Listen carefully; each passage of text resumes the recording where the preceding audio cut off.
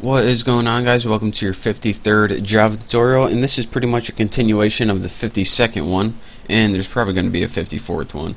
But just a real quick review. What we did is pretty much already, if you didn't watch 52 for some reason, we just built a window and put 4 things in it. And that's pretty much it. And now what we're going to do is pretty much add some functionality to this. And what we're going to say is, alright, when you enter text in one of those text fields and press enter, what we want to do is pop up another box saying what you entered. Like when a user would type in something and it says like a verification or something. So let's get right to it. Now, what we need to do is, the first thing that we're going to need to do is build an ActionListner object. So what this means is we have 4 text fields waiting on the screen, and they're pretty much dumb and they don't do anything right now. What we want them to do is to add some brains to them and have them waiting on the screen and listening, it's called. And when you listen, you're pretty much just waiting for an event to happen. So right now they just look pretty. They're not even waiting for anything. So what we want to say is, alright, text boxes, listen for something to happen, and when that happens, we want you to execute a bunch of code. So the first thing that we're going to need to do is we're going to build another class to execute the code. But this class, I'm going to build an object for this class before I even build the class. So the class name is going to be the handler, and we're going to get some errors right here, but that's fine. And I'm just going to name my object handler, and this is going to be equals new handler class. And if you're saying, alright, where is this handler class? We didn't build it yet, but I will, we promise. So actually, hold on, new the handler, there we go. And what this does is it pretty much builds an ActionListner object. So now we're going to make a new class later on that you'll see what this does later. But what we need to do is add this object to each of the items. So item 1, what we need to do is add ActionListner. And what this takes as an argument is the object we just created. So that's why we need to do that. And the object, you can see, is called handler. So handler, right like that. And we need to do this for each object. So let's go ahead and copy this. Copy and paste. Item 2, item 3, and of course our password, which is password field right there. And add ActionListner, and this is of course going to take the handler argument again. So now we have an object of the class the handler, which we didn't make yet, but that's what we're going to do right now. So once you let me make sure, here's JFrame, here's the one class, here's where one class ends, or pretty much our constructor. And now here's another thing I'm going to tell you. This pretty much whole thing is our constructor, which is pretty much a method for this tuna class. And you're probably thinking, alright, I'm going to build a new class, I'm going to build it on the outside of this. Well, actually, we're going to build another class, but we're going to build it inside this tuna class. And when you do that, when you build a class inside a class, the class that's inside inherits all the crap from the class that's outside. So that's what we want to do. So let's go ahead and make this private because there's no need to make it public. Class, and I hit insert, class the handler, or whatever you named it right there.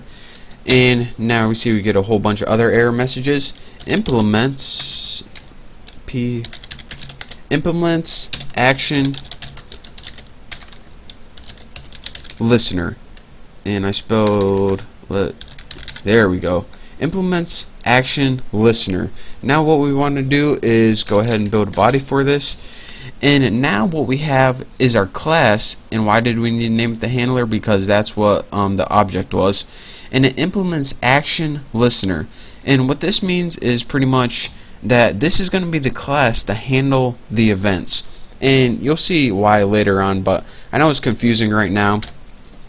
But what this ActionListner class is it takes one method. There's only one method we're going to be building in this class, and that's the method that's going to be called automatically whenever an event occurs. And to do that, type public void, and I know this doesn't make any sense to you right now. It's weird because you kind of have to build the whole program to see what's going on, but I promise by the end of this you'll see what's going on.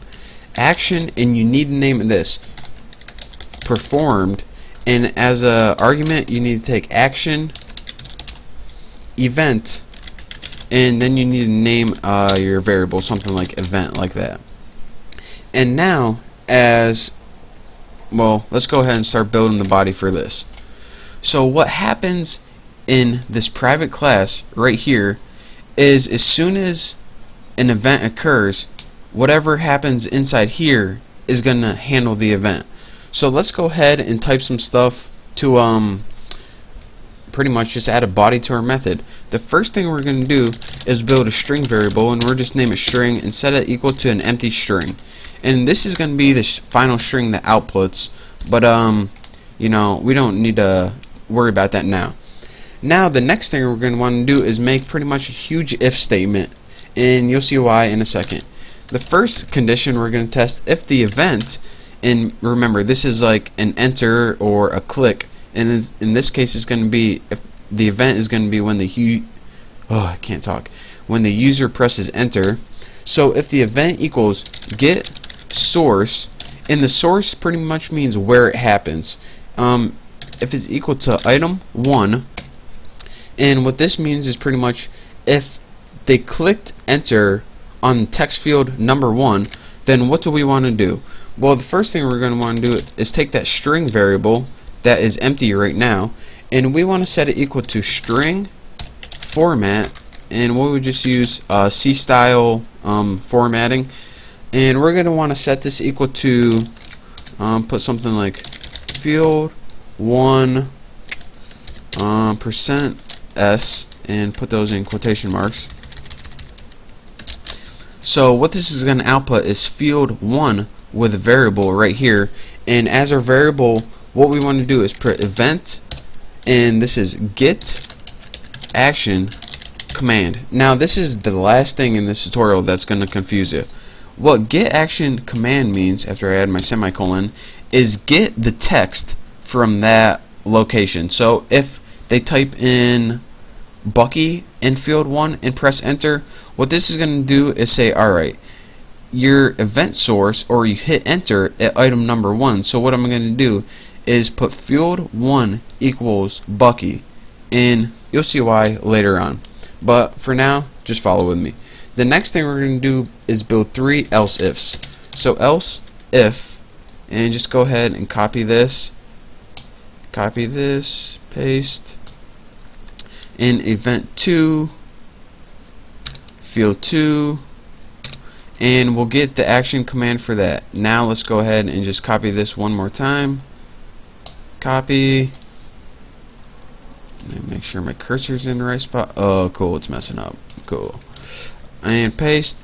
If event get sorts equals from item 3, then we just want to output field 3 equals that.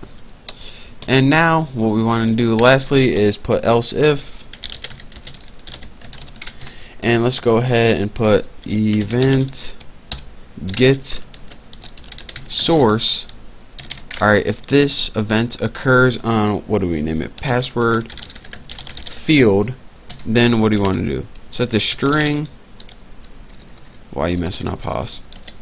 Set the string equal to string format, and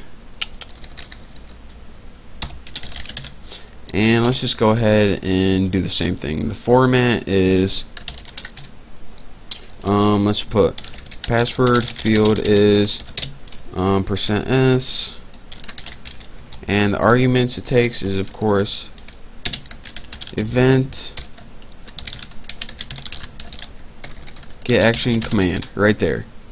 So now let me make sure we're good to go. Don't have any errors aside from these. And what error are we getting right here? The method add ActionListner is undefined, which is we'll worry about that later. And the last thing we're going to want to do, and actually I'm running out of time, so I'll do it in the next tutorial. In the next tutorial we will finish everything up. So thank you guys for watching, and I'll see you then.